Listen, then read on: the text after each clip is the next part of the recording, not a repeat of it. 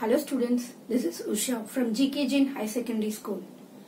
Today we are going to see electromagnetic induction and alternating current part 4 in 12th standard physics. Already we have seen about the self-inductance and mutual inductance in the before sessions. Today we are going to see EMF induced by changing the orientation of the coil and the area enclosed by the coil. In the same way, we are going to learn about the transformer.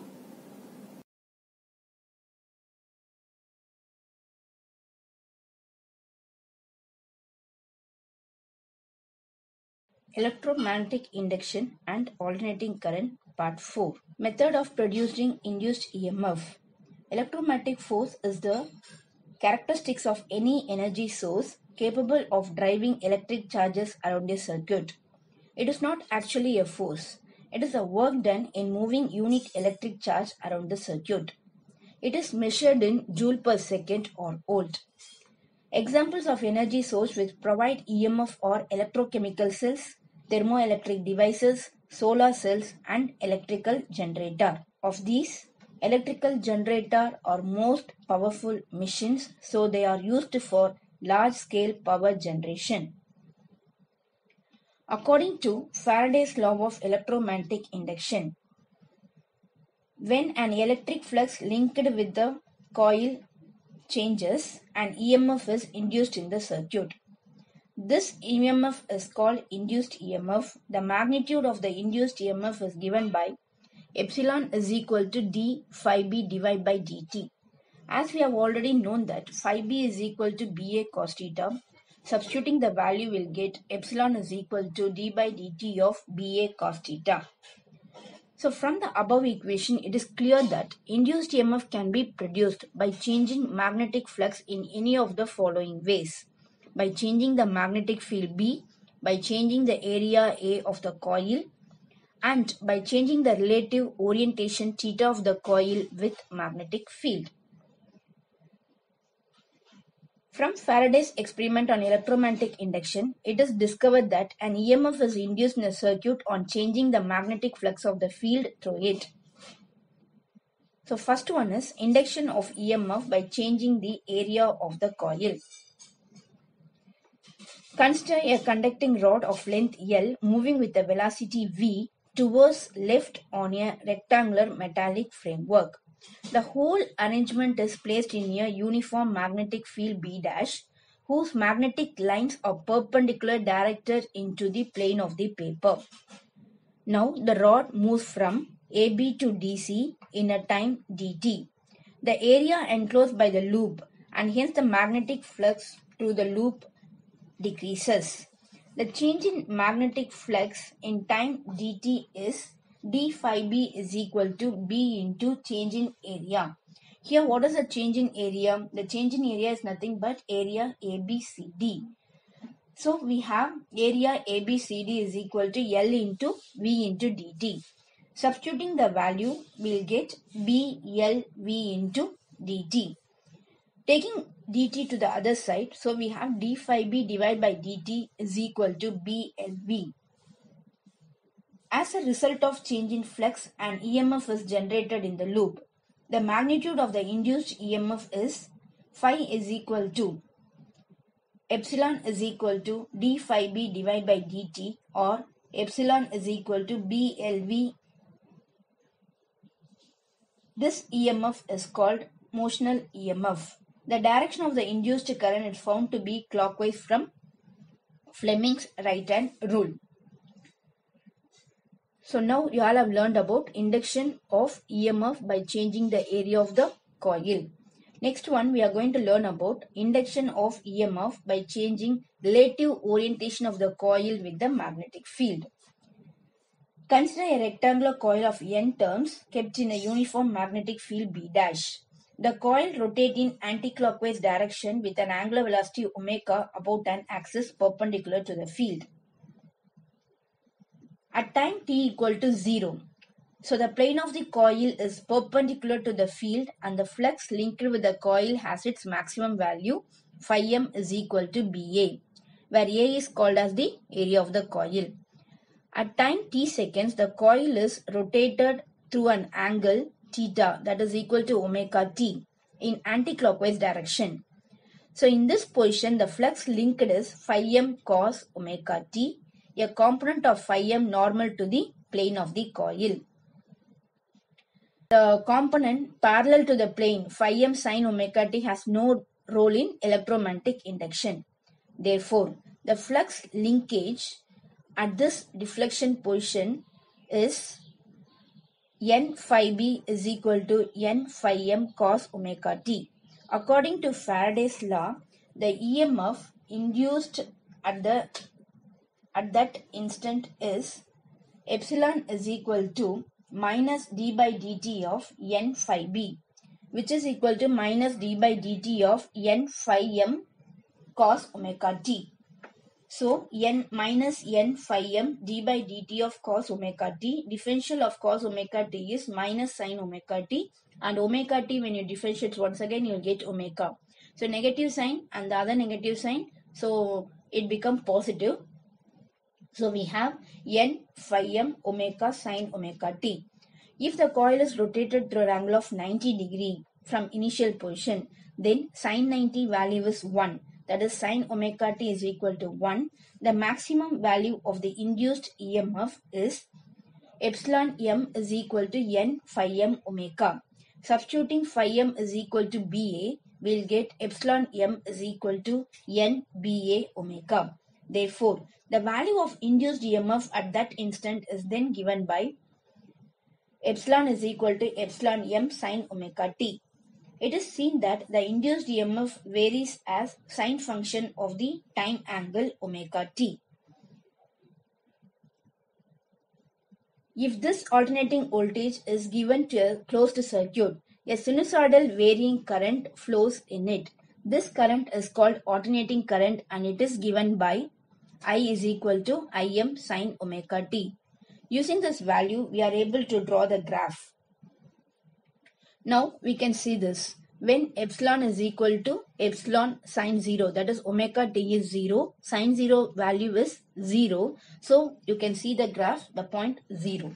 So when omega t is equal to pi by 2, when you substitute the value, sin pi by 2 value is maximum. So you have epsilon is equal to epsilon m. It is shown in the graph, they have a maximum value. When the coil is rotated through an angle of pi, sin pi value is 0. Once again, we'll get epsilon is equal to 0. So they get the 0 value.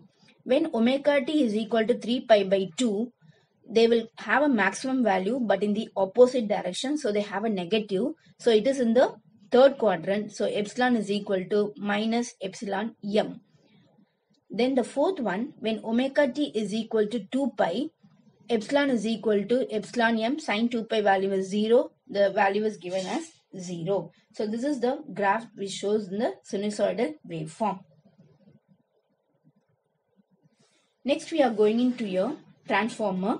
Transformer is an stationary device used to transform electrical power from one circuit to another without changing its frequency.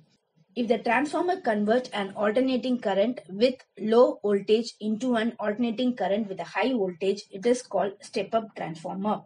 If the transformer converts alternating current with high voltage into an alternating current with low voltage, then it is called as step-down transformer.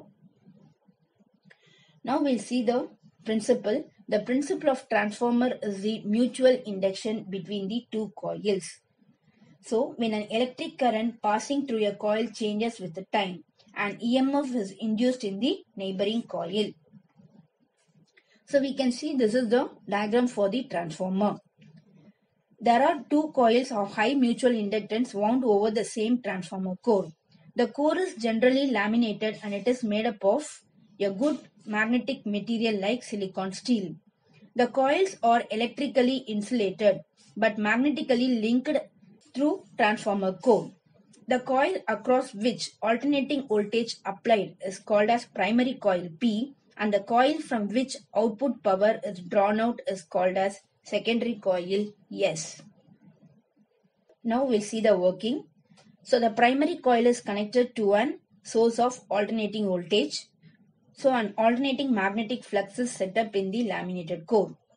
If there is no magnetic flux, leakage. So then whole of the magnetic flux linked with the primary coil is also linked with the secondary coil. So the rate at which the magnetic flux changes through each turn is same for both primary and secondary coils. As a result of flux change, the EMF induced in both the primary and secondary coils.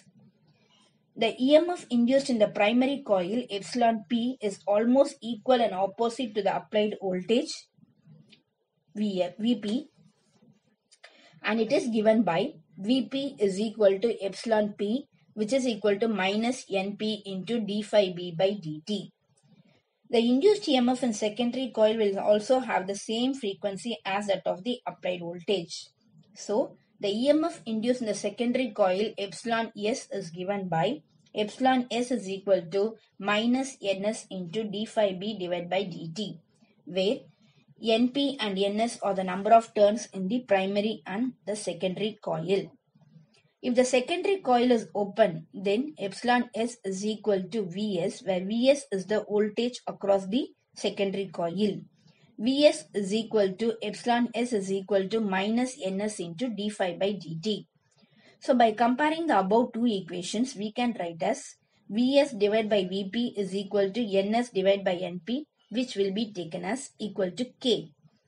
This constant K is known as voltage transformation ratio.